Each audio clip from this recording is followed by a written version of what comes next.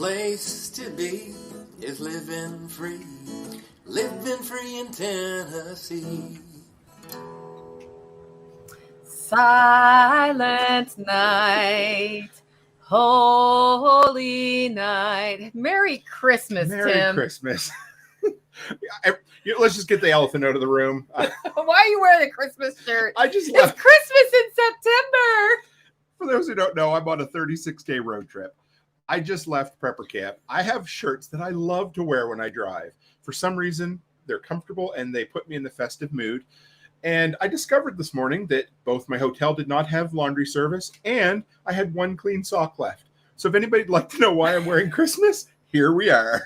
Don't worry, he doesn't smell bad, so we will make it through the podcast today. I told you guys we might go early because right after I sent out the weekly mail today, and the topic for today is building community and everything else, because we're just going to talk about what it takes to build community. Toolman Tim texts me and says, hey, I'm in Cookeville, Tennessee. Can I stop by? Now, you guys know I have boundaries and all those things. And I'm like, I really could use an hour or two with a friend, just talking with a friend, because it's been a little weird around here for the last 4 or 5 weeks. And I was like, I want to see Tim, and I'm talking about community. So I'll see, does Tim want to come on the live stream with me at the Living Free in Tennessee channel? And then when I was setting up the stream, I'm like, wait a minute, I can stream to Tim's channel too. So now we're streaming on my channel and Tim's channel. So if you're on my channel, go find, is it Toolman Tim or the workshop? Toolman Tim will get you there on YouTube, and give him a subscribe. And if you're on Toolman Tim's channel, give me a subscribe. I'm Living Free in Tennessee, or at LFTN, because Living Free in Tennessee is too long to type out, and nobody knows really how to spell Tennessee unless they live in Tennessee, right? I own land here and I still misspell it. It's lots of N's and E's. That's all that's going on.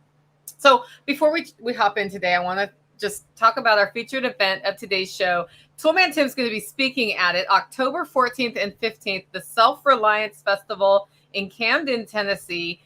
It's going to be the best one we've ever done, and I'm super excited about it. I'm always excited about it because I coordinate the event. But as the pieces come in and stack up closer and closer and closer, I get more and more excited. And people keep like popping up last minute saying they're going to come, and we've got like the schedule of the speakers out and all of that. That's all over at selfreliancefestival.com. You don't want to miss this. Like, where else can you go see Joel Salatin, Jack Spearcole, Toolman Tim, Nicole Sauce, John Willis for $95, including your tent camping for 2 days. And we stay on site and talk to people. And all kinds of, it's incredible. I just came from an event of almost 2,000 people, and I absolutely love it. But if anybody asks me what my highlight of the year is, it's 100% seeing my tribe at Self-Reliance Festival. And that's no slam on any other incredible events I go to, but that is the highlight that I get excited to see. It's like Christmas, folks. Yeah, so Joel Salatin emailed me at the end of last week, and he's like, hey, Nicole, here's my flight information, blah, blah, blah. How's it going? And I did not answer him for 3 days. And, you know, mind you, this is a speaker. I'm supposed to say, great, I'll take the flight information. I'll put it in the little confirmation letter, send him a quick email, say this is when you're speaking. Like, all of those are going out right now. I was buried in details of the event. And finally, Sunday, I sent him an email. I said, I just wanted you to know I got your email. Thank you for that. Like, I have hit that point of event coordination where it's all the details. And then on the other side of that, which is about Tuesday of next week, I'll be through all of the audit to make sure we've taken care of everything and ordered all the printing and all of that stuff. I'll send you a summary of this one page. And then I just can't wait to see you when I'm at the point where I'm not detailing and I get to enjoy the event. And he's like, no problem, Nicole. Just deal with your details. I don't even need that summary till like a couple days before I leave. So nice. I was like, good, because we're like right at that point where it's all the details, and then it's the fun part for me. Like, the details are honestly not the fun part for me, but I do them because I love you guys. So those tickets are at selfreliancefestival.com.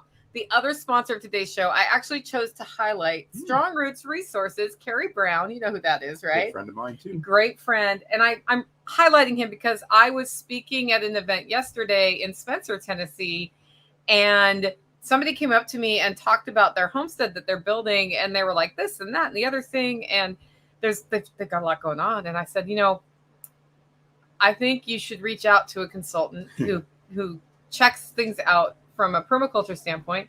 And Strong Roots Resources is one of the people who does that in our network. Like, check him out, see what his pricing's like. He specializes in sort of the smaller size homestead, like you're talking about. And this is somebody who listens to my podcast. Oh, yeah. And the person asks me, who? I'm like, I've been highlighting Strong Roots Resources for whatever. So I thought I'll say strongrootsresources.com verbally so that this person who now knows who they are, because I know you know who you are, can hook up with Carrie Brown. And if you have a piece of property, he'll do that. He'll also geolocate your wild edible plants, which is cool. He's doing the wild edible walks that we're doing at the Self-Reliance Festival. Next up, we have Agorist Tax Advice. Have you talked to him yet, Tim? Yes. I mean, not from tax advice, but I've interviewed him Why on my not? show. Oh, wait, you don't live in the U.S. Yeah, you know how it is. They already steal enough of my hard-earned tax dollars. Yeah, you know. So Matthew Sursley of Agorist Tax Advice does focus on the federal side of tax code, but he can talk to you about how your finances work, audit what you're doing, give you options for how to structure your business, how to track your tax write-offs so that you optimize every tax write-off you can. You understand risks associated with it. Check him out, agoristaxadvice.com/LFTN if you want to schedule your free consultation, because he doesn't want to work with people he doesn't think he can help. So he'll talk to you first. So cool. Yeah, Belinda says he did geolocate our wild edibles, found stuff we didn't know we had. Those of you in the live stream, do me a favor. I have gone an hour early, which means people who had this on their schedule didn't know. Yep. Ping that out on socials. And if you could put the first couple words in all caps, I'll know I'm supposed to look at it. Because there are two of us behind this camera today, we're very cozy right now. Back here, my mouse is usually my mouse is over here. My mouse is kind of up over here. Just throw it at you. Yeah, I mean, I'm not going to be typing back at you while we record today. Our live stream schedule is today, this one. Tomorrow at 12:30, we have combat art training on with John Willis. Oh. For the Tuesday live at 12:30. Wednesday, I am going to record the Monday episode, normal segments, and I'm going to talk about how to prioritize your life or what you're going to do when you're just inundated with details, because literally that's what I'm doing right now. I thought I'd share what I'm doing strategically to not lose my mind completely. It's kind of half lost right now, but completely. And then Thursday, we have at 7 p.m. a Self-Reliance Festival live stream where I'm just going to be there. If anybody else wants to hop on, they can. And I'll send an email about that to speakers and vendors and stuff. And we're just going to talk about all the cool stuff we have queued up, answer any questions folks have about Self-Reliance Festival, 7 p.m. Central. And then, of course, Friday at 10:30, I have Homestead Happenings. So that's all our announcement. Yes, Andrew is awesome. I've taken many classes with him. He's doing a class Monday and Tuesday after the Self-Reliance Festival on the Special Operations Equipment compound. And he's selling tickets through his website directly, but I threw it up on the tickets page of SRF, and it takes you to his website just in case you want to go grab tickets for that too. It's going to be a homestead, some sort of a homestead training for... I might have met Andrew. I forget the title of it right now. I'm having a brain fog, but it's going to be really cool. It's Homestead Defense is what he's doing. And I believe they're doing some field work out on the SOE compound as well as classroom time as part of that. So patrolling class. Yep. Cool. It's going to be awesome. So that's also at selfreliancefestival.com. Just click on tickets, look at the workshops that are all around SRF, and you'll find all sorts of stuff. Yeah. Patrolling on the homestead. I knew what it was, but I was just having that moment because I'm really thinking about what we get to talk about next. Yeah, that's okay. So I'm going to start before I say the question everybody asks, which is how do you build community? Tim, oh, yeah. How is building community similar to building a content creation business or a handyman business? That's what I want to know. That's really good. I would say they're both, they kind of go hand in hand. So you could build a content creation conglomerate without a community, but you are going to need economies of scale at that point. Yep. You're going to need millions of people who just randomly come across you. It'll be like that one-off thing, where you've invented a product that everybody needs, but they only ever have to buy it once. So you never have a returning customer. So when you build community, and there's no negative down to this, but when I started with content creation, I talked about all the cool workshop people who weren't even there yet.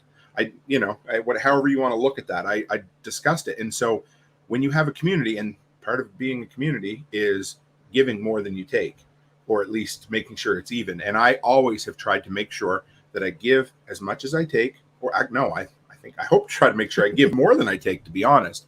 But you really need both. And again, so let's take it back to the handyman business, which I don't know if I told you this, I just sold. So I split my business that I built August 31st, the handyman business that I built for 7 years. I sold it for a not insignificant sum of money, Yay! Which was awesome. But community, okay. Look at my handyman business. If I was just getting one-off customers, my town of 1,500 would have been exhausted almost within a year or two.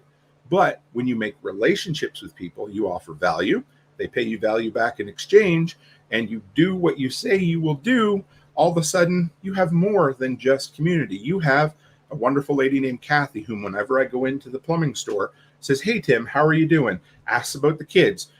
I tell her I'm taking a trip to go speak. She's like, "Good for you." That's the type of thing you end up with. But if you ever want to do anything in your life, anything of any import at all, you need to have community around you, because you can't lone wolf it forever. You can try for a bit when you're 20 years old, and once you hit 40, heaven help you. Heaven help you. I was really struck yesterday because a whole group of 6 different groups, the people who sort of started the groups, they called us the leaders, but I don't see myself as the leader of my group. Sure. The group leads itself. Got together and said, how can we help each other? Like, what can we do to cross-pollinate? And we had all these discussions, and it was sort of geographically locked. So it was Tennessee related, but the way I see all of these groups that are popping up all over the country and all over the world is we are not geographically located. We are united by a commitment to being good people, Sure. to helping other people and ourselves build a life that is more resilient, that is more sustainable, and that is successful, whatever that looks like for the person. And that's how I can resonate with a lady who runs 3 agencies in DC centric areas and lives in a condo in New York, Sue. Yeah, absolutely. As well as, somebody who's just starting their homestead for the first time and not quite sure what to do next. It's because it's none of my business how Sue builds her life. Right. I'm just happy she's building the life she loves and she's doing, she's having a great time of it. What I care about is that she is free to do that. You connect on the important things, the things that matter. Yeah. And all the rest doesn't matter at all. Likewise, every business I've started that has actually been successful had that element of the people we serve connect on that level rather than a specific demographic. Absolutely. Or a specific, when I worked in libertarian policy, it was a specific political thing. But you know what I mean? It's interesting to me. And the actions you take in your business are to make it successful are very similar that you do to build a community that's successful. Absolutely. And yet, like right now, people are screaming like, how do I find community? How do I build community? You hear that all the time. And there's nothing wrong with that. If you're the person asking that question right now, I'm glad you're asking it because you're ready to start doing it. Yes. So I just came back from speaking of community. Yeah. I've actually been, again. That's all he's doing right now. Yeah, it's community building, baby. It's really, you could call it 5 events. If you include the workday on our Tennessee property, 5 events. So I just came from prepper camp. Yeah. I did 13 interviews, 10 of mine and 3 with other creators while I was there to meet people. And this all started a year ago at prepper camp, at least the interviews in person. I met a dude named Brad, 5 Times August, the musician. He did, and you may not know him, but you'll probably remember his work. I've met him. Have you met him? And I would love for him to play at SRF at some point. I bet you we can make it happen. happen. I kind of meant to talk to him about Sure, that. maybe for yeah. So he has been, anyway, we got to see him live. He performed at prepper camp, and he came over and introduced his family to me because we got to know each other. I interviewed him last year, and so we interviewed again. And he has been, his passion was freedom. Again, it's in different forms, but for him, it was anti-mandate, right? That was his deal. He has been over the entire world in the last 12 months.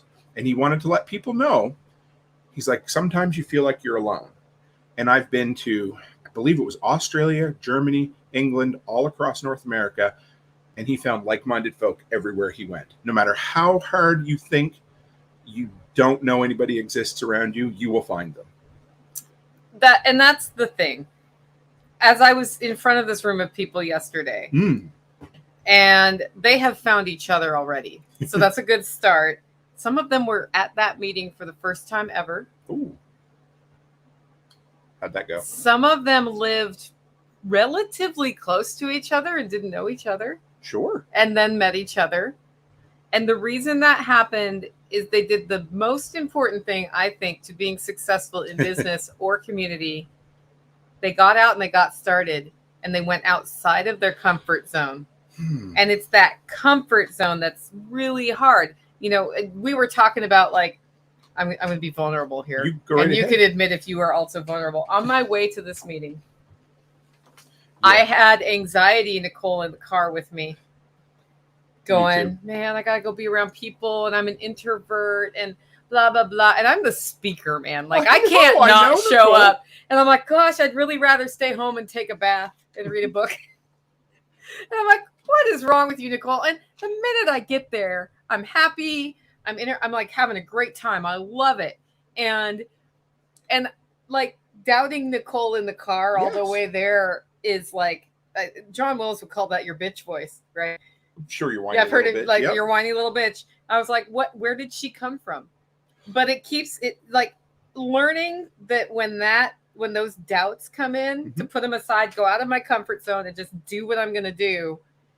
That's when the success comes. And that's when I build I met 4 or 5 people and had really good conversations last night that I'm hoping to see again. And I reconnected with some people I've recently met, and it just really solidified some relationships that I hadn't solidified yet because we're mostly text-based.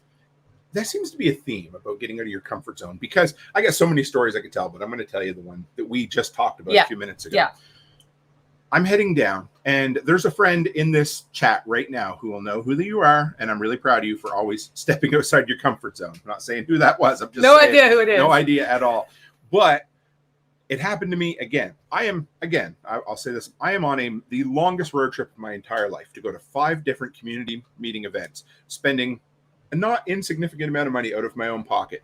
I'm a half hour away from the culmination of a 37-hour drive to go to a 2,000 people event. And little Mr. Tim, the old, remember Bugs Bunny, the little angel and the devil? Angel and the devil. Yeah, the devil's like, hey, you don't need to go there. Not that I didn't need to go there, but this is going to be stressful. It's a lot of work. You got to talk to people. You got to be on for the next, and if you can hear my voice, I was on for the last 3 days. But you know what? Right around that time, Nicole sends me a message. She's like, hey, did you drive by my house? And I'm like, I didn't. She goes, good, because if you had, I was going to kick your butt. I'm like, she said, make sure you see me on the way back. And that was cool. And I pulled over to record an episode because I needed a breather. I knew I was going to the event. I pull over, I record a 15-minute episode. While I'm recording, Joel Riles sends me a text. Hey, man, when you get in here, I can't wait to see you. That's all I needed, But did I go? Yep. Did I have the time of my life? Absolutely. Am I glad I went? Yep. Will I go again? Absolutely. And you know what? The bitch voice will talk to him again next year. But I just friggin' ignore it, right? So I want people to know that. Like, it on the road is lonely. It's weird. Like, I love it, but it is. You do these things, even though they're not going to be great. It's not going to be sunshine and roses for 36 days. But the highs are way better than the lows, and it's awesome, And that's why we reach out and do this stuff, because, you get that little mental kick at first. You're like, oh, I don't want to do it. And then you make the communities, and that's the difference. That's the difference between somebody who stays home as an individual, never has that outreach, or the person that jumps out of their comfort zone and finds something way better and maybe even way different than they thought they were going to find. That's the other thing, is people look at different places to go from the outside, and they're like, I don't want to be around a bunch of paranoid preppers, or I don't want to be around a bunch of flaming hippie liberals, or whatever. And then you go. And I went to an event where I thought I was going to run into some serious hippie vibe. Like, and I'm a hippie, basically. Sure, yeah. I grew up in Oregon with Birkenstock. I am like literally wearing Birkenstocks right now. I'm a Birkenstock wearing hippie from Oregon. So I love hippies. But there's an element of hippie culture that is not my scene, and it has a lot to do with like the drug aspect. Sure. and like that. Just not my scene. I think you should be able to do anything you want to do from a freedom standpoint, but not my scene. And I thought I was going to run into this at this event because I was like, I sense drugs and blah, blah, blah. That's not what was there. Not at all. Not at all. Quite the opposite. A bunch of really cool people who are hippies like I'm a hippie. More like a get shit done hippie who doesn't do drugs. And that was, well, I guess I do coffee, so that's a drug, right? Oh, yeah. And I like my bourbon, but I like caffeine in general. Yeah, caffeine's it's not pretty good for you, good. but yeah. But it's and chocolate. Just full disclosure. It's okay. I promise. But had I just said, okay, my initial assessment of this is that, and not given it an actual try, I wouldn't have met an entire Rolodex of people who I love now. And that's where when I was at that meeting yesterday, and there were some people in the group who are more on the differently. They're still like, a lot of people come to self-reliance and prepping and survivalism and homesteading from a point of fear first, because they wake up one day and they realize the food system's a hoax. The medical system's a hoax. Politically, I have no power to change anything. Oh no, what do I do? And then they freak out and they find even more conspiracies going on. And I'm not discounting any conspiracy, nor am I confirming any conspiracy. I'm just saying you can go off the deep end and you can go down a pretty bad rabbit trail, right? Aaron says it doesn't make it easier knowing everyone feels, yeah. But it also makes it. But it also does make it easier. Yeah, I know. Yes. It's funny how that works. Yeah, it's true. It's still you still have that. You still got that voice every time. But I was like, if you would not go to the group because you woke up and they seem like way more down the conspiratorial trail than you were, then you wouldn't discover that maybe they aren't right, or maybe they're right about something. But like, you learn things. Maybe it doesn't matter. Or maybe it doesn't matter. Right? Yeah. I got another one for you. This was a good one. So a 3 years ago, I don't know when it was, but this was just as the workshop was starting to grow. I don't even know where I get the message, Facebook somewhere. So this dude who lived 4 or 5 hours away from me in Alberta, this would have been, I think, maybe just the second real connection I made so you got to know Canada, it's a long ways apart, blah, blah. Anyway, this dude's like, hey, my name's Chris Dixon. He said, my wife and I have to deliver a vehicle up to you. He goes, I know you don't know me at all, but would you like to get together for coffee? So my serial killer radar went up for a minute. I was like, oh boy. And then I realized, I said to Becky, I have to take a chance. I do. I said, because if I don't ever do it, we're never going to make real in-world connections. And so I did. And instead of going for coffee, we had coffee out in my workshop, which the heater wasn't really working and it was very cold. We sat out there for, I don't know, he could tell you 2.5 hours. His poor wife froze to death. That was kind of where I was like, you know what? I'm cool in the workshop. Let's hang out there just to get to know. I mean, we're best friends now. We talk Chris all the Dixon time. and his wife are good people. Incredible. So we, whenever I go down to my mailbox in Montana, almost always I try to look him up. All that. It's just, I love it. And it never would have happened if I'd have listened to that quick little social anxiety of, nah, you don't need to let somebody invade your space. Alert. Yeah. So, I mean, not saying don't pay attention to it ever, but you do. Yeah. It's more often wrong than right. Let's put it that way. Well, so then the other part of that is the concept of like-minded. How important is it that people in your community be like-minded, and what does that mean? Okay, this is a lesson I learned from Nicole many years ago, guys. And it took a long time for me to learn. And it may have something to do with coming out of a conservative Christian background, because it was almost like you had to agree on all the things. And I don't know when it was I finally heard it from you, but it was, you only need to agree on the things that matter. And that's where community's built. And the rest of it doesn't matter, because I have to continuously tell myself, I bet you there's a lot of things that people think that Tim is out to lunch on that. And if they if they judged me based on the fact that I have 8 Chihuahua dogs at home, 8? 8, we have Wow. 8 of them. Yeah. So, and I'm sure that makes me a weirdo with some people, right? I get it. But if they judge me on that, okay. You know, if I judged somebody based on the fact that they're passionate about astral projection. Now, if that's all they're passionate about, we're probably not going to hang out for very long because we differ in that area. But if we agree on the don't steal my stuff and don't hurt me and give as much as you take, I can work with the rest now. But it took me a long, and it was you, 100%. I don't remember which podcast it was, but one of them, and it just stuck with me, and it's gotten better. It's not completely gone, but agree on the important things. Well, and one of the things we discussed last night with the group, because when I give a presentation at a group meeting like that, guys, different than if I'm doing like a keynote thing where I have a pretty sussed out outline. Mm-hmm. A lot of my presentation is based on the body language of the people in the room. Like I have some key points I'm hitting, and it became clear to me that we should talk about freedom and what is and is not your business. Because the hardest part about freedom is knowing what is none of your business. Because we want to get, like when we see somebody making a bad choice, right? We want to tell them not to do that. We want to make them not do that. And we cannot make somebody not do something like that. A bad choice is your free choice to choose. Right. And when you are finally able, and there are topics where you're like, man, that's just really, really harmful. I don't know if I can, like the most I can do is decide I can't associate with somebody who does that to themselves all the time because it hurts me too much. And so I need to put a boundary there. Yes. Right. That's all I can do if it's not stealing my stuff and not hurting me. And when you have clarity on that, you also have clarity on what we mean by like-minded. So I literally care not who you voted for, even if it's Joe Biden in the last election. Really? I didn't vote for either. I'm sure you didn't. But I don't care. And I might think that that's silly, but I don't care because that's not the core value. Now, there are core values that could lead to a vote like that would mean we weren't aligned around freedom. Right.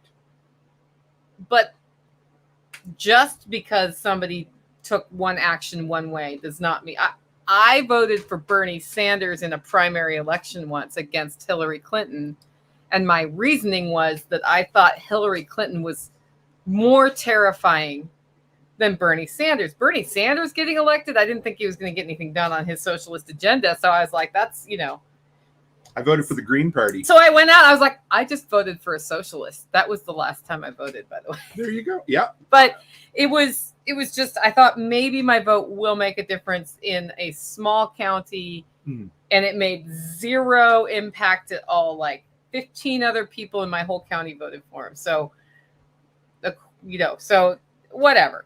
I'm just saying there are reasons why people do things that you may still be aligned about them. And if all you do is hyper focus on that one thing, you're doing yourself a disservice. I've been listening to old Art Bell episodes when I drive, especially at night. I love them. And do you ever listen to Art Bell back in the day? No, Coast to Coast. He had the. Yeah. Okay, but he also did news episodes. And I have a point here, I promise. So you're talking about how we focus on these things like Trump bad, whatever. I don't care. You just pick that's a hot topic issue right now, right? Yeah. People. This was a 97-ish episode, so 26 years ago. People were calling in, losing their collective minds over something Ralph Nader did. Does anybody know what it was? I don't even remember, and I listened to it last night. I don't know. It was 1997. Who knows? What did it? It didn't affect the temperature of the water in their pool. And if that's the type of thing that you're excommunicating somebody over and not digging deeper and thinking, I wonder if we could work together, how much is it really going to matter in 6 months or a year, right? A lot of the stuff that we all got really bent out of shape out of over the last 3 years, here we are, the things that people thought were really, really important. So Backwoods still likes me and I'm Canadian, but yeah, so a lot of it just doesn't matter. This is about Hillary. She might be the most terrifying person alive. Yeah, that's true. Absolutely. And yeah, I like that. Grumpy Acres. Yeah, read what Grumpy says. When you are a true community, you can set boundaries and tell the other person why those boundaries are there. Keeping each other accountable is how you become a core inside the community. And I'm going to be, again, 100% transparent. When I first came to the community, I was not used to that sort of openness, and it felt abrasive and uncomfortable because I grew up in a family, a household who would just let things fester and disappear. And when I first met Eve a year and a half ago, it took me a few minutes, and we talked how many times for so long, right? And now I use that in my life and I embrace it. And once in a blue moon, I'm like, did she mean, oh no, that's what real friends say to each other. I guess it took me to be 39, 40 to find it.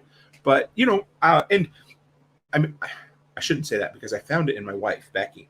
But together, we had been so used to letting so much slide with everybody else that when we finally found our community, we were like, wow. But it rubbed you the wrong way for a minute because, growth is always uncomfortable, right? And so when you're rubbing up against each other and learning, yeah, it's going to be weird, especially if you're not used to it. But then when you realize that's how real stuff happens, yeah, it's pretty cool. My closest friends tell me some pretty terrible things. I bet. And I had one come up to me maybe 4 weeks ago and say, looking from the outside, if I was doing what you're doing, this is what I do. And I'm not seeing any of that from you at all, Nicole. Do you really want to be doing that thing? Okay. Just looking from the outside, just an observation. No offense, me it meant, blah, blah, blah, blah, blah. Like, you do know you're talking to Nicole Sauce. Like, you don't have to tell me all the disclaimers about how you're not trying to tick me off right now. Because when somebody who really knows me says something critical, I'm going to take it serious. I'm going to look at it. If you are listening to my podcast, I've never met you. I don't know who you are. I've never seen you interact on my comments, and you say something critical. Bye-bye. I mean, I might consider it, but a lot of times it's like, whatever, that's your thing. Yeah. I don't actually know who you are. And that's why I always come back around to community. So success in business is, people well enough that they are willing to tell you when your coffee roasts don't taste right. Yes. I have two customers who were like, this just does not taste the same. And they told me that a month ago. And then 2 weeks ago, they were like, hey, we need more coffee. And I had sort of figured out why I thought their coffee didn't taste the same. And I had roasted another one, and then they were reordering. And I said, my roaster's broken, so it will be a week because I'm waiting for a part. And they said, well, since your roaster's broken, we did want to say, like, even that roast didn't taste the same. Okay. And it tasted over roasted because I was like, oh, maybe it's not going, dark enough. But the problem was probably my elements. I had an element out and it was raising the temperature slower. And I don't know how long that was going on. Okay. I do remember all of a sudden it seemed like roasts were taking a really long time and I didn't know why. And I already had elements on order to just replace them all because you just do that on a schedule.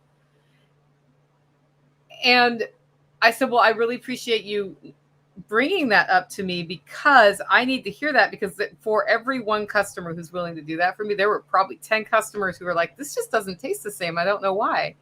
Oh, well, whatever, and they either went away or they just were like, well, it's still good enough. Well, I don't want to be good enough. Right. So I think that level of trust is really helpful. And when they told me that, I said, I just want to be really clear. When I said it might be the roast level, it was because I changed my roast level definitions after you first started ordering coffee from me. So I thought it was because you wanted it darker. But now I'm seeing that, like, I'm just going to do the 2 roasts I do and send you both so you can decide which one. And they did. Mm-hmm. And I was like, does that taste better? And they were like, yes. So how cool is that? That is, yeah. Because there's no resentment sitting there and festering. And that, again, like I said, I know I go back to, and I guess part of it is just where, kind of where I came from. But when it comes down to it, that is a real community. And real community is rough and tumble and, hard around the edges sometimes. But that's the real. That's where you get it. And yeah. I think the biggest thing that people have trouble with me about, and you kind of brought it up that I rubbed you the wrong way. Sure. Is if you ask me a question in email, I will answer it when I answer it. And I will not say, hi, how are you? Right. I will not say, Yep. Anything gentle. If the question is a yes or no question, you might actually just get a yes, all lowercase with no period from me. And then people think I'm mad. I'll send you long texts. I'll be like a paragraph because that's why I talk while I'm talking. And I'll be like, you don't need to respond to this. Yeah. And then she doesn't. Sometimes she'll get a thumbs up. Sometimes I won't. But I was like, I just need you to read that. That's all. That's all it is, you know? Yeah. That's funny. But I think I need to talk about that more on my podcast because probably some people get emails from me and I give them a 1-sentence answer, or I don't answer them at all. And I'm like, Johnny, meet Fred. And I'm sending it to the person they want to talk to. And my goal for that is to answer as many emails as I can. And I can't answer all the emails I get. Sure. And so then when I do answer them, I answer them tersely. And it's literally just answering your question. If you ever think I'm mad and don't know if I'm mad, I am not mad. That's good. I thought you were going to say ask me, but then I was like, no, I don't. Yeah. If I'm mad, you're bloody well going to know it. Like I blew my voice out Saturday morning. It's not my proudest moment. It happens. I was in bed. I was like, I'm so tired. And I had gone swimming laps on Friday, which you know that whole story. And I was like, it's Saturday. I can stay in bed an extra half hour today. This is great. And I hear thunk. Oh. And the cat had gotten on my counter, which has all my tax paperwork spread out on it right now, taken the vase that I have holding basil up and thunked it over and gotten water all over and I knew exactly what it was when I heard it. And I am up yelling no as loud as I can as I walk across my house. I was so mad. And I lost my voice for the rest of the day after that. The cat knew I was mad. Sure. Yeah. Yeah. Fair enough. Okay, we got a question here. How do you overcome feeling like you have nothing to offer a community? That's a great question. It's tough because, okay, this is what I'm going to tell you, Greenberry Grove. It's not true. But just because it's not true doesn't mean you don't feel that way. So the first thing I need you to know is that you have something you can offer a community. Maybe what might help is anyone else, and it does not necessarily have to be someone that lives near you, but someone who knows you. Ask them to give you a list of the things, your positive attributes or your whatever it is. You don't need to be, a SWAT team leader or somebody who knows how to set up, listening and observation posts to be a thriving, integral part of a community. You can be a connector. You can be the type of person who says, hey, Nicole, I met somebody who's into tanning hides that would be a great episode or make a great interview for you. Connect. That, I'm telling you, you could be somebody who sources parts. Now, you might be a guy who works in parts right now, but guess what? Those skills are the same. And whatever you mean to a community, whatever your definition of what kind of community it is, there's going to be times that your community is going to need to get things. And whether that's finding the cheapest baseball uniforms for your local Little League team or finding the best deal on a pallet of Mountain House freeze-dried food, that could be your skill. There are 100 things, and you probably don't see it because you're so close to yourself. It's like when we're creating content, it's like, I really shouldn't do that again because I just did that a year ago. You're like, whoa. Just because I'm so close with that doesn't mean, yeah. And that's the way you are with yourself. So it might be somebody you know is going to be honest with you. Look them up, ask them, say, hey, make me a list, my good and my bad qualities. You might not like it, but you'll find something in there that'll make you. Yeah, every time I do a cheese making webinar, and I've done multiple cheese making webinars to just my network. Sure. People show up. I know. Okay, I'm going to, you know what? Again, I just did the exact same presentation at Prepper Camp that I did last year, Preparedness. I made a few changes, added some really cool stuff at the very end. But for the most part, it was about 45 minutes of the hour was exactly the same as last year. I asked, first off, and I was worried. I was like, oh, this is going to be bad. Well, I had 3 times the crowds this year that I had last year, which was cool. So I would ask every time, how many of you are new here? Almost everybody was new anyway. There was half a dozen people who came back from last year to hear the same thing. And 2 of them came 2 days in a row to hear it twice. So I'm telling you, we are our own worst critic.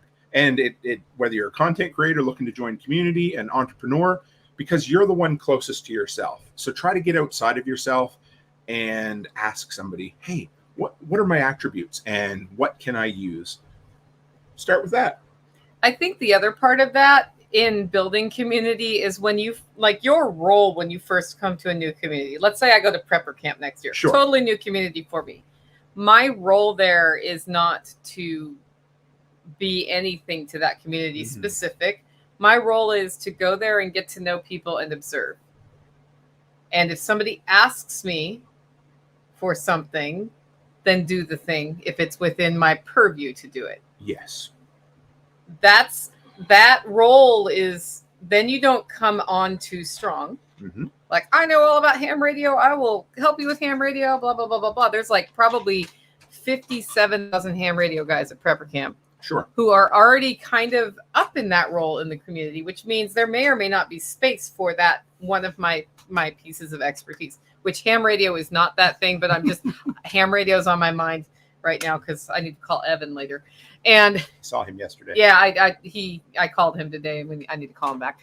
I have 5 things to talk to him about. I was like, we could email back and forth 19 more times, or we could have a 5-minute phone call and it'll be done. So much easier. So I'm gonna go Gen X on his butt and go phone call. He'll see it and be like, I don't talk on no, that. He's I know. Who's that 888 number? I'm like, no, it's not a sex call. It's actually my phone number.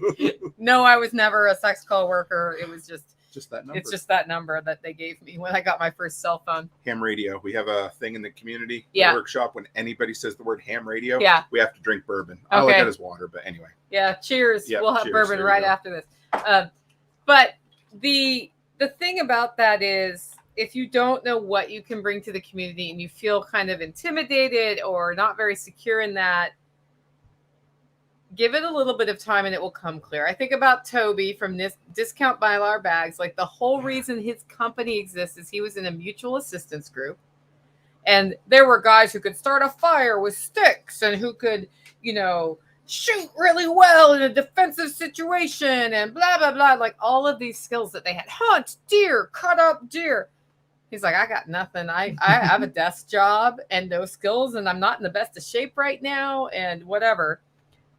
And then he realized what he did for a living was source product for Dollar General.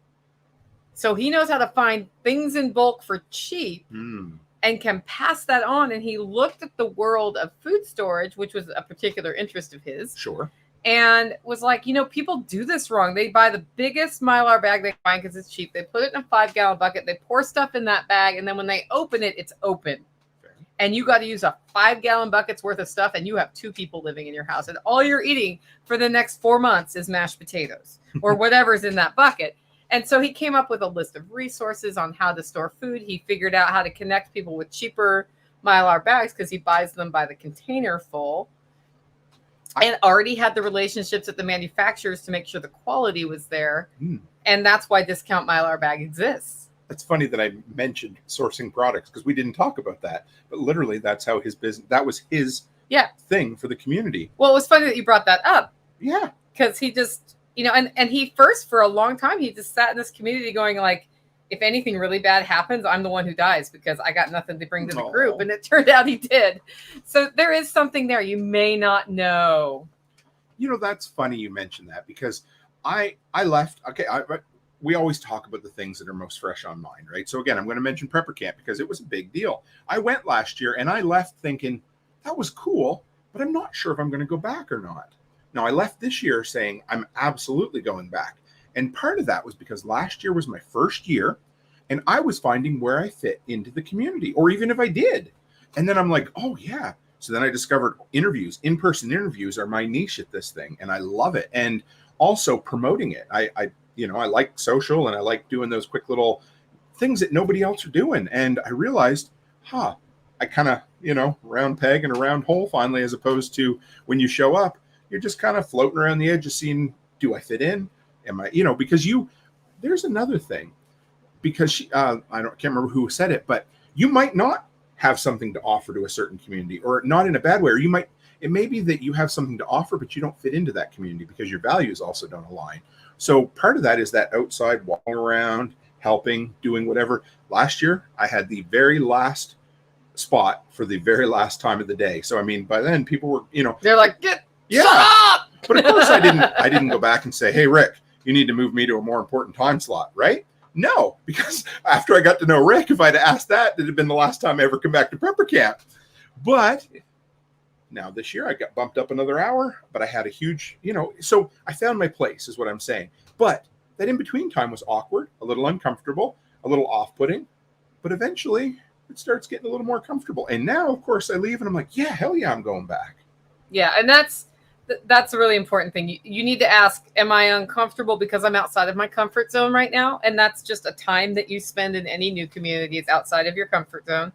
Or is it that our values don't align? Mm-hmm. And that's the one I don't see the misalignment of values very quickly sometimes. It takes me a minute because people say things that they don't mean. Mm-hmm. And that's what makes me most uncomfortable in communities is when people say something and their body says something else. But that could be that their mom died that morning. Or it could be that they're lying to me. And it takes me a minute to figure out which one. John Willis, like, he'll size up a person in like 30 seconds in that way. I'm like, man, you read people well. I go back and forth. Becky, of course, she can read. Yeah, she can read like nobody's business. Some people, I can tell right away. I'm like, oh, you're not who you say you are.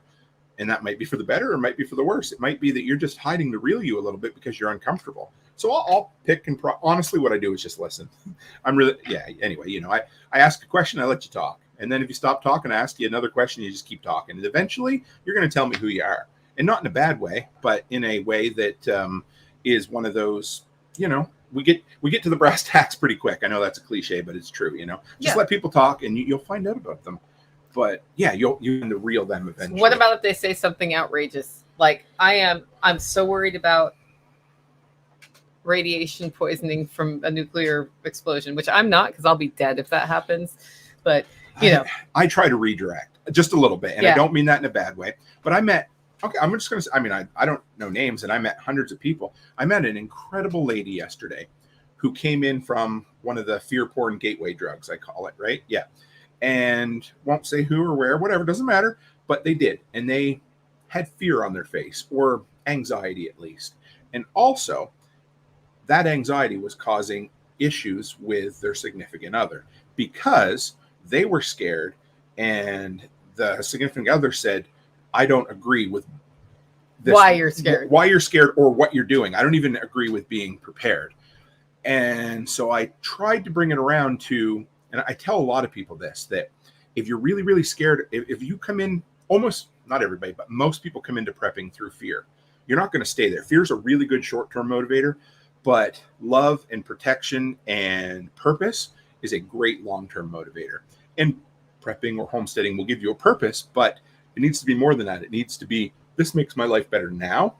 And hey, if something bad happens, I'll be good too. And I told her, I said, just do that. And I know early on, for me, it was like Y2K. You remember that? Yeah. The kids are like, what you mean? Like, we're the same age. Yeah, so, an aesthetic. I might be older than you. Little, but enough that we both remember. When I say Y2K now, the kids on on TikTok are like, yeah, that's an aesthetic, and I'm like, what's like a clothes style. So anyway, but yeah, you come into it, but don't land there and don't stay there. And so I try to accept what somebody says that might be in my mind. I'm like, oh boy, and then I realize I don't need to judge because I have crazy beliefs too. Have things that I used to believe that I don't believe anymore.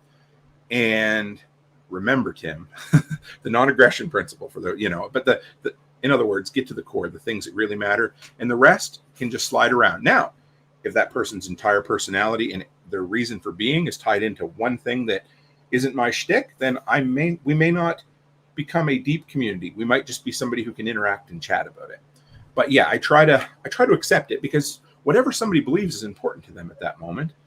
But I also try to redirect and say, there's a better long-term goal. You can still do what you're doing. It can still solve this anxious problem. But what if it made you feel better and made your life better and helped you out too? I think it's really important. The reason I brought radiation up is I'm going to guess half the people listening to this are afraid of that and have taken steps to counteract radiation poisoning. And I wanted to bring one that people who are listening to us right now are like, no, wait, that is a thing, Nicole. Mm-hmm. Right? Good point. It's a thing for you, and I support that, and I'm willing to connect you with information on that. It's not a thing for me personally, and that's okay too. And it's a surface thing. Right. It's a symptom of the bigger issue, which is that there could be violence or war that causes a really terrible outcome. Bad things in general. That we agree on. That we're both, it's like, yeah, that sucks. And how do we live a prosperous life knowing that that's happening in the background? Well, I know that it's been happening in the background for hundreds of years, thousands of years probably, but I know, more detail about the past few hundred years. So that goes back to the question we were talking about. Is like, well, let's talk about religion. When you meet somebody who's Jewish and you're Christian, or you're like, I can't talk to you because you're Jewish. Right. Because we don't agree on that. What does it matter? Well, to some, there are people who that would be a thing, but absolutely. What I witness more often in our culture is that Christians are talking to Jewish people, are talking to Muslim people, are talking to atheists, and it all seems to be okay. And sometimes they're sharing ideas, and sometimes one person of one faith moves to another faith. Sure. And that's healthy. That's how you grow and learn. And I love what you just said a second ago, is this is what they're thinking about in this moment. And that's what it is. And because I heard this just the other day, is that you guaranteed you don't believe what you believed 20 years ago. And you might think you do because you live with yourself every day. It's like, you look in the mirror every morning, you're like, oh, there's same old Tim. And then I go home and there's a picture of me going to the Balancing Rock Trail when I was 18 years old. And I'm like, oh, that's not the same old Tim. Right? So that's what happens. You get to that point where things start to change, and even things that you think are a hill to die on might not be a hill for you to die on in 10 years. I heard it said the other day. They said, if you're not a liberal at 20, you have no heart. And if you're not a conservative at 40, you have no head. Yeah. And I was like, that's really cute. That's not true, but it was a really neat way of saying that over a generation or over part of a lifetime, things that are important to you now might not be important later. So don't throw the baby out with the bathwater. And just because somebody disagrees or thinks into something that's kind of hokey, whatever, they might have, or they probably, no, let me back up. They do have a lot to offer, and embrace it. And then if you find out, no, we're not compatible, that's cool too. No harm, no foul. People think I'm crazy for learning to handle my gun better in self-defense and taking these classes in case I have to defend myself. And I think about this. Last week, one of my Hey Baby series was Hey Baby, Want to Take Your Shot? And then I had a picture of me at fighting, like a video of me at Fighting Pistol, doing one of the exercises. And I got more comments on that one than on many, because it's like shooting a gun is, some gun people really like gun shooting stuff.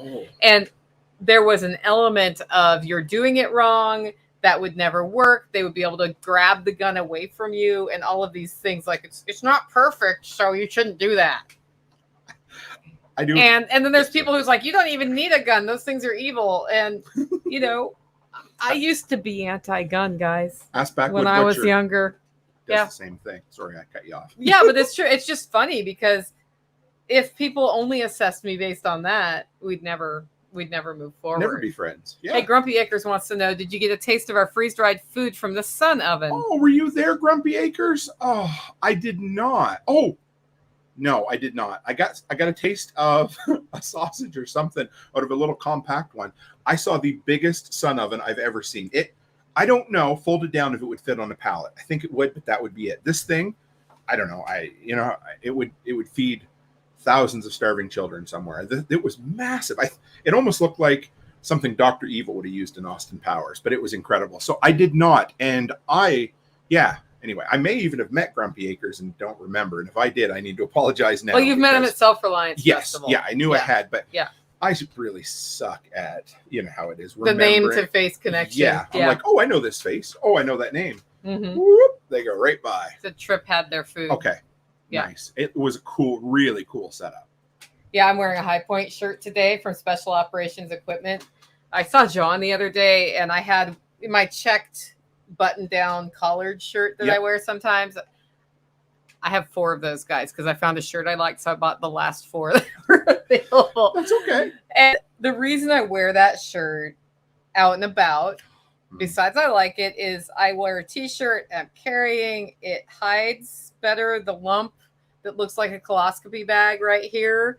And so he's like, is that your new like trademark? And I sort of giggled at that. And I was like, actually, I probably should tell him no, but I had to walk into 5 stores between my house and getting here. And I wanted an extra shirt over my gun so that it's not like super obvious, because I try very hard not to print, but I print. I just print. Yeah. It's the way it is. And I print less than I used to print, but I print. The gray man concept of just kind of staying below the radar there's something to be said about that, you know? I don't wear at prepper camp, I didn't wear the SOE shirt that has the great big logo, but I did wear shirts that had the really tiny logo, you know, because there's a word in there. Hey, L2 Survive, great to see you. There's a word in there that some people don't like. Doesn't bother me a bit, you know, but I get it. Yep. Anyway, apparently it buffered for some people. That could be my internet. I do have fiber here now, but if you can believe that. Fiber's good for you, though. Yeah, but occasionally it does. I was kind of like, am I on the wrong Wi-Fi network? Because we have a mesh network here outside, and then my inside network is different. But nope, I'm on the right network. So every so often, my computer's like, I want to go outside for a minute. Connect. John's does that sometimes too, doesn't it? Yeah. It's that problem. Well, yeah, and I think he has maybe DSL, and he has 2 different providers that he can be on, and Starlink. And usually Starlink in the garage is better than his other network. I've been looking into Starlink. That's another thing for another day, but I need to have that for the road, I believe. I used, my next door neighbor has one, and when I was working on my duplex in Nashville, when I told you I stayed there for a week, I brought his Starlink, and I actually did a show over Starlink from my duplex. How? But Good. It was good. The problem was I had to put the antenna where it would link, which was outside the duplex, which was not. It's not in maybe the most theft protective place, and so the only place I could get it was like right in front of the duplex by the road. Oh, okay. And so it would go out during the day and it would come in at night. I was like, this would be fine on the roof here too. Like I could put it on the roof, but the connection was pretty good. My fiber is better. Okay. That's what I was wondering but it's totally reasonable. I know Evan has a whole rig. He did. I found out about it after the fact. I'll check it out at SRF if he has it. Yeah. But I'd love to. I'm a tech geek. I like that kind of stuff, but it would be good. Hi, Janet. I see Janet in there. I haven't seen her in a while. Okay. What other ways can you think of that building community has parallel with what you do to build a successful business? Oh man. Not like the actions that you take. Like things I'm thinking of are, in order to build community, you need to have ways to communicate and do that consistently. Well, okay. I mean, Facebook, some people think Facebook's evil, of course, but I realized when I sold my business just recently, I never built a website for my business. It was 100% on Facebook. Some people are gonna be like, oh, that's bad. Well, it was a local business for starters, right? And in an emergency, because I talk about power outages an awful lot, the best way to get actual information is through Facebook, or for people who have it next door.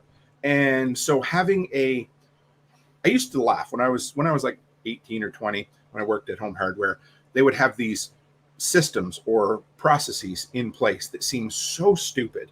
And I'm like, why do you have that? And they're like, because if we didn't have a process, everybody would do it differently and nothing would ever get done. So if you have Paul Wheaton, hey Paul, sorry, I gotta stop that. Anyway, so if you have a process in place at the time, a way to say send mass text messages to all my customers that, hey, we're having a flash sale, $50 any lawn will mow.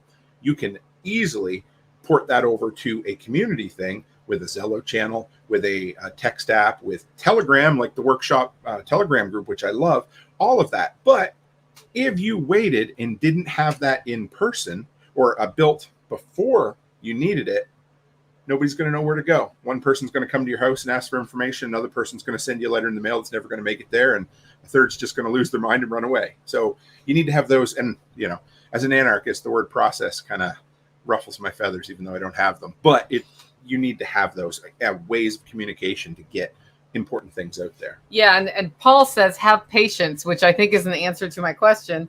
You need to have patience in your community for things taking longer than you think they need to take, but people work at their own pace. People have different priorities than you do.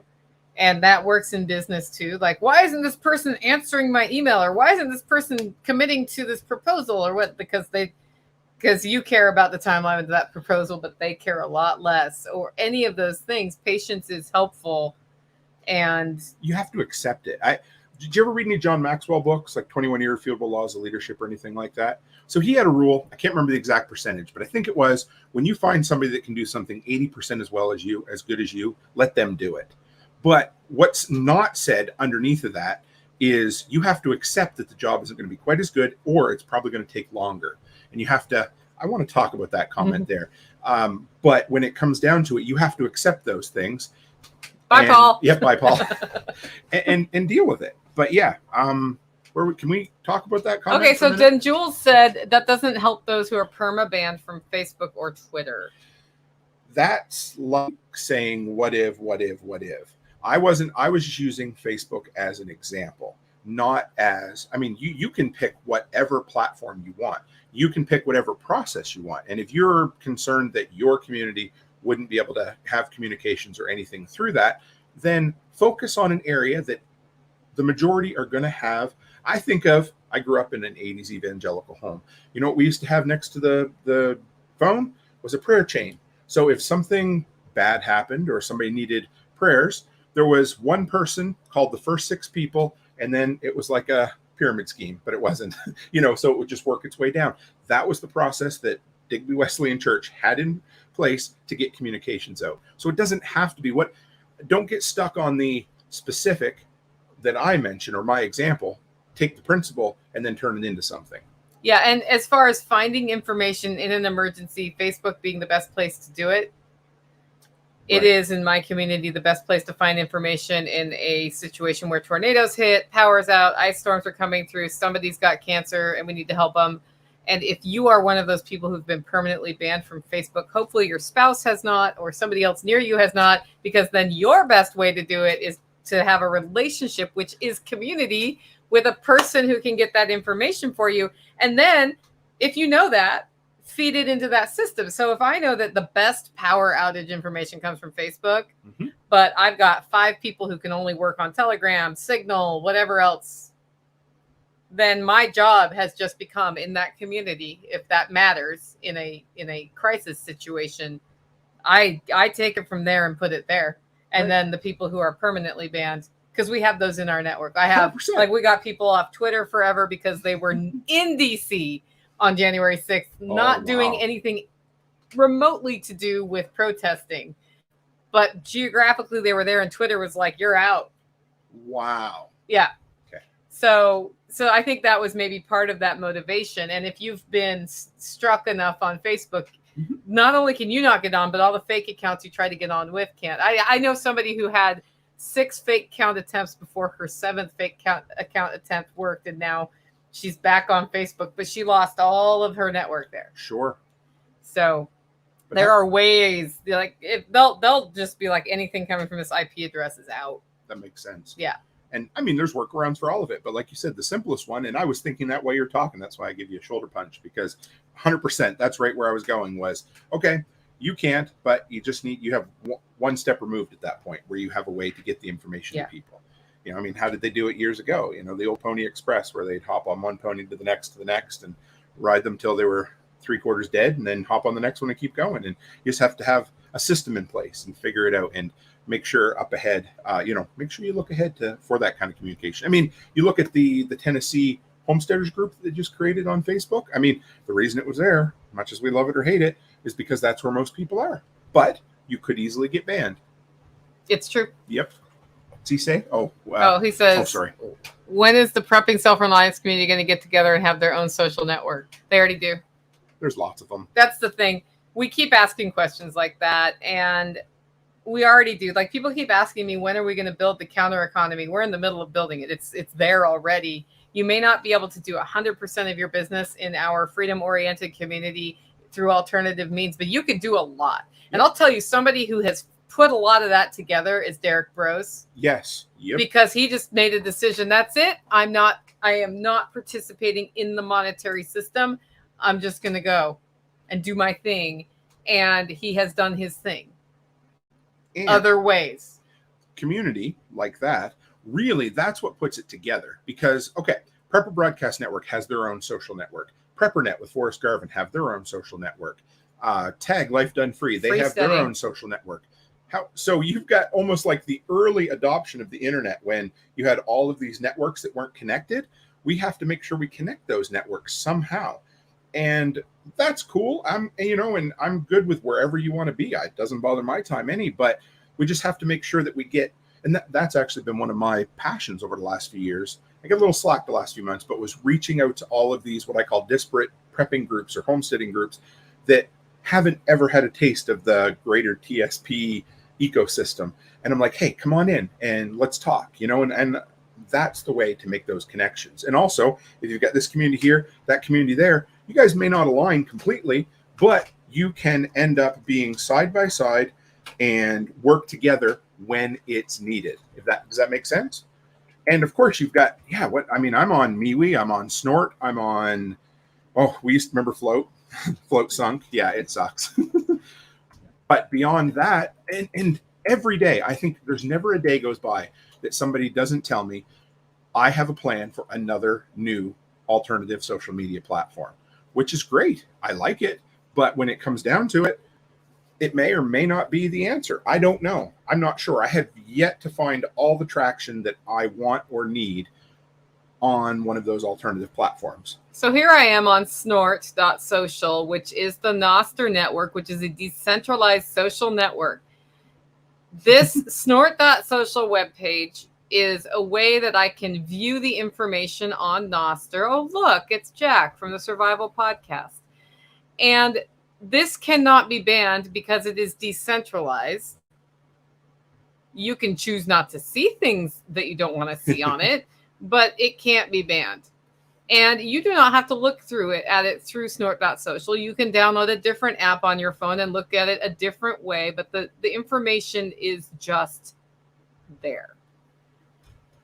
It is in its infancy, and because the person just said a big one like Facebook, the answer is we can't until people use them.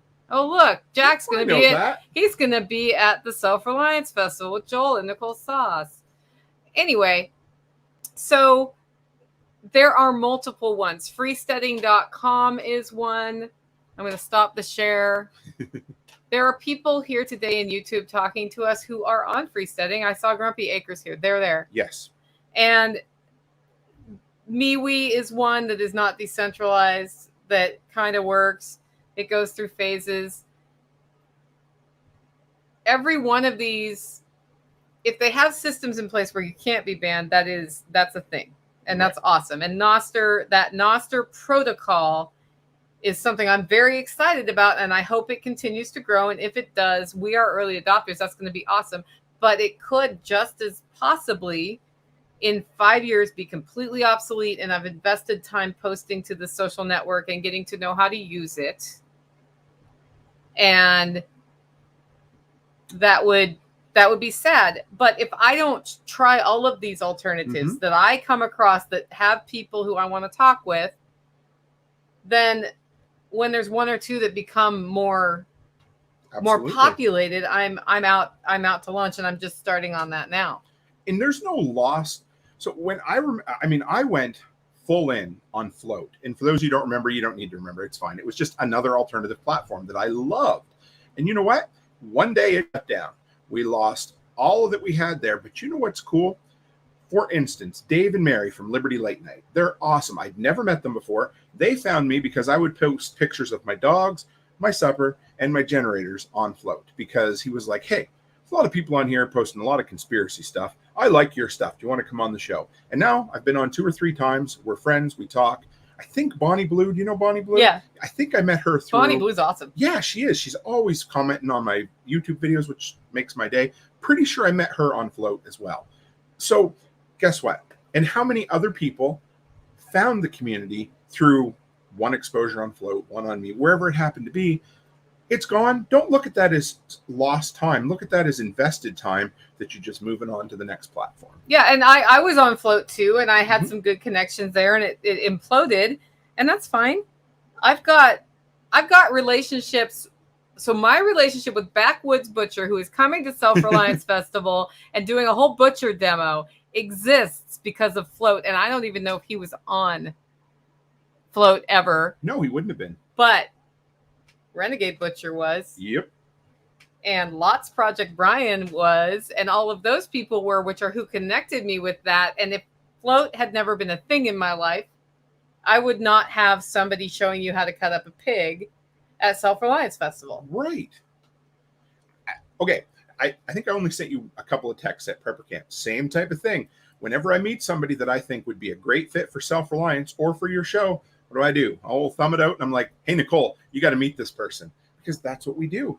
And if you left an event, same thing. You wouldn't look at that as a lost event because, oh, I spent 3 days there and now I've left and I don't have that time back. No, you look at that as an investment in the future. And that's the same with these platforms. One of them might take off, but if it doesn't, you're learning all kinds of skills. You're learning how to, disseminate information, how to connect with other people, and, how to promote your stuff. So yeah, don't ever look at it as a loss. Look at it as one of those things that's an investment to build your community. When you were a kid, did you pull apart electronics that were broken, try to fix them and put them back together? Yeah, because my grandfather used to do it too. Yeah, it's a Gen X thing too. It sure is. So I think part of this perspective is something that is particular to Gen X, that we will try all the new things, because there were always weird new things coming out when we were like massively new things coming out. And we are going through another cycle right now of massively new things coming out. We did this growing up, and what we learned to do was just try it. And sometimes we tried it, threw up our hands, said a couple of bad words and walked out and never touched it again. Yeah. Sometimes we broke the crap out of things. Yes, digital passive. We'll talk about that in a second. We broke the crap out of things and could not fix them. And we lost out and we spent money. Hey, life done free.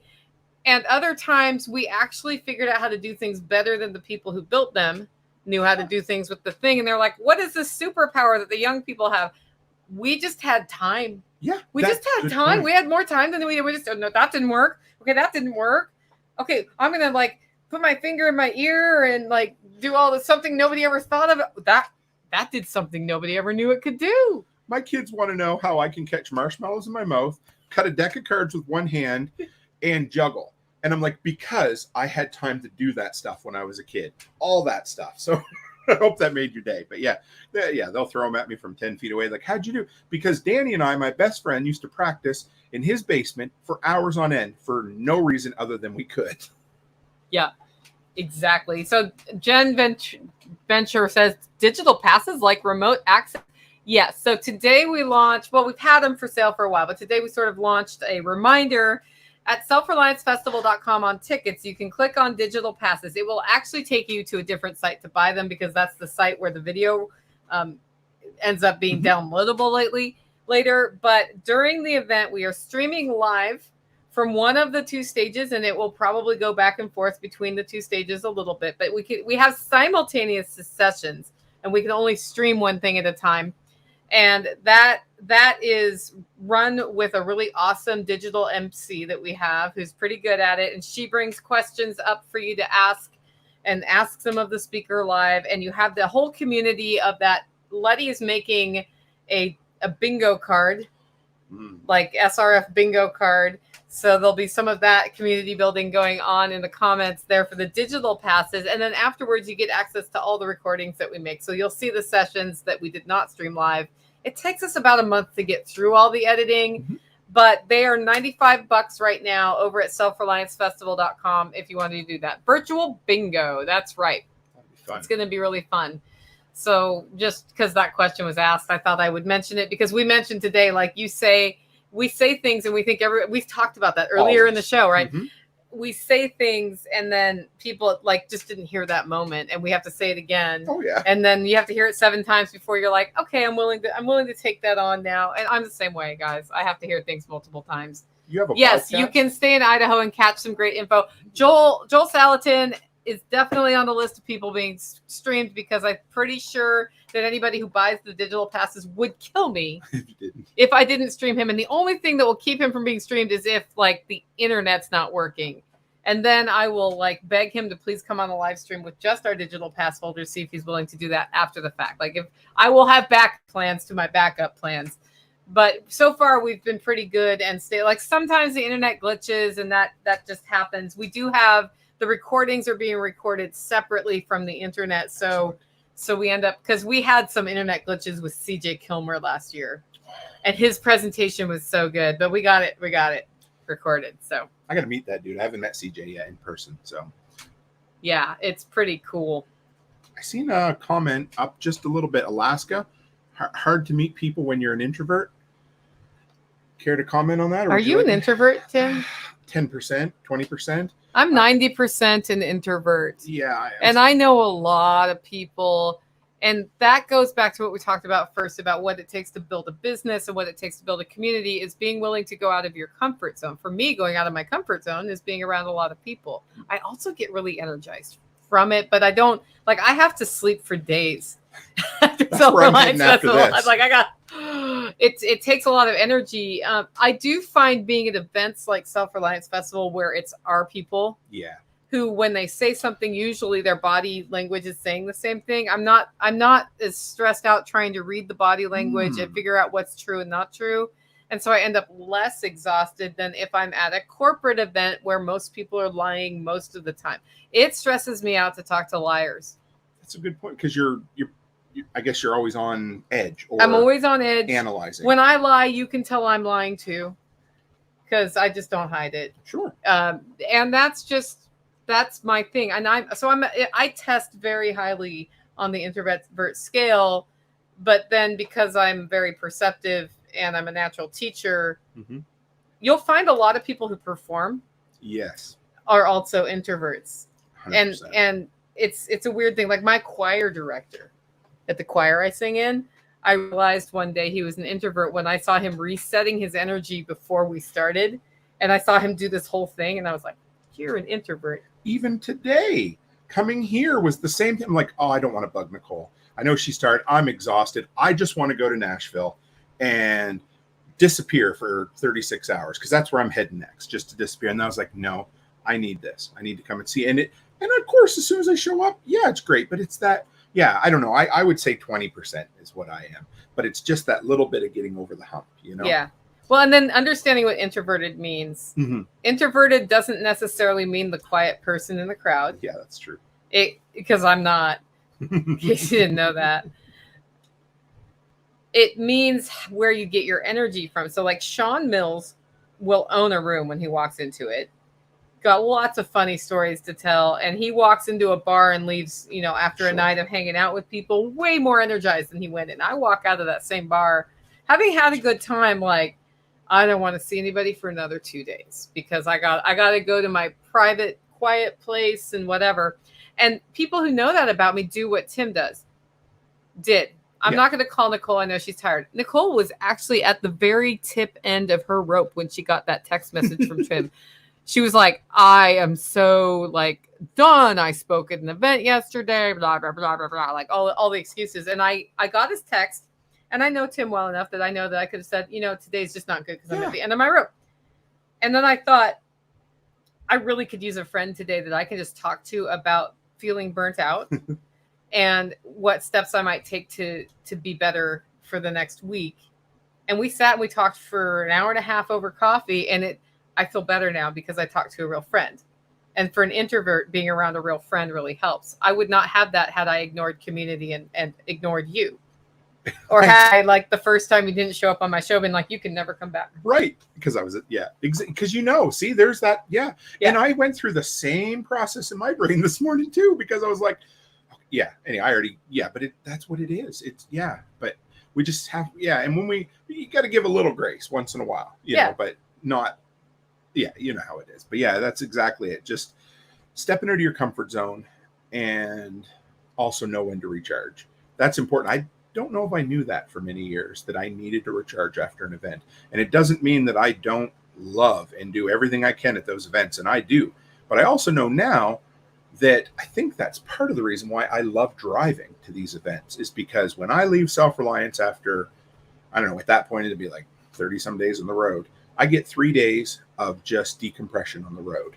Now I may also have a passenger in the vehicle with me as well, and that's totally cool too.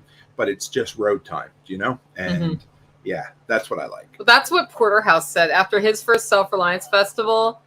He drove home to California from Camden, Tennessee by himself in his car. And he said he had so much time to just think about what had happened at that event and process that he came home ready to go. Yeah. And he ended up growing his YouTube channel by tens of thousands of people, which was not as like that wasn't even on his radar as something he wanted to do per se. And he is empowering so many other people to take control of their lives, to make themselves better, to do hard things. As a result of that, that's my payback for SRF. Every one of those. I'm like, he is influencing so many more people than I've ever influenced. Yep. That after one event, it's amazing, and that process time is good. Sorry, the family tree. That family tree aspect of all these events. It's the legacy that comes out afterwards that absolutely makes it 100% worth doing. And yeah, and we'll never know. We'll never know how many people. I've got a few packages in the mail from people who are like, hey, started the business because of what you said, Tim. Yeah, like those dog treats. Yeah. Oh, I know. I love that. And I'm like, sometimes I don't think I talk about starting a business enough. People are like, somebody the other day is like, hey, I need podcasts for businesses. And I think it was on Reddit. So not connected to me at all. And I seen my name in there. I was like, what? Because so it's cool. And there's nothing better than that. I'm telling you right now, that is the reason to do it. I also tell people you can make money and help people. They're not mutually exclusive. Yeah. Because if you try to do one without the other, you're going to crash and burn either way. So make it, figure out what motivates you and monetize it. Yeah. Monetize it 100%. And making money is what you need to do to live. It's what spins the world around. Yeah. And when, I hear other creators at different events I've gone to, and they're like, this is just a passion. I don't need to make money at it. And I'm like, and I will politely say, way off on a tangent here, but I'll politely say, you know what? That's not necessarily true. I said, you keep doing it if you want to, but you get motivated and then you need determination, and you might be motivated to do it for a while because it's your passion, but how do you keep going? And maybe you will, but if you can turn that into a business, the other thing about monetizing something is it allows you to scale it to help even more people. I had to buy a $1,200 foldable stage for Self-Reliance Festival this time. Okay. This is just one example. Had we not made any money on any of the events in the past, and it took me 4 to break even, by the way, I would not have had anything in the kitty to buy that stage. But because I did, we have 2 stages, 2 tents. And originally I was going to have the same person who made the wooden stage that we use in the circus tent make another one. But then I thought, like, he's busy. The foldable ones fold up smaller, and then it'll be less of a storage challenge in the future. So I'll just do this.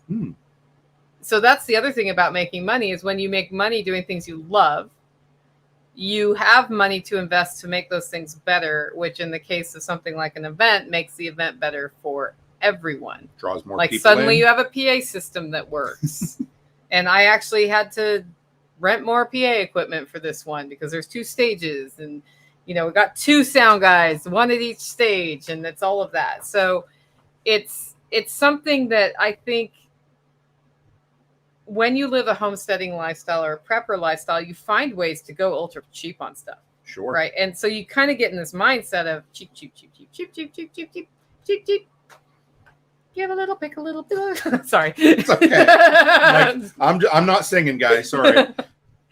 So, and that's not bad. It's not bad to look at the expense side of the equation. Absolutely. But to judge people for the revenue side of the equation, I want the people in our network to do well.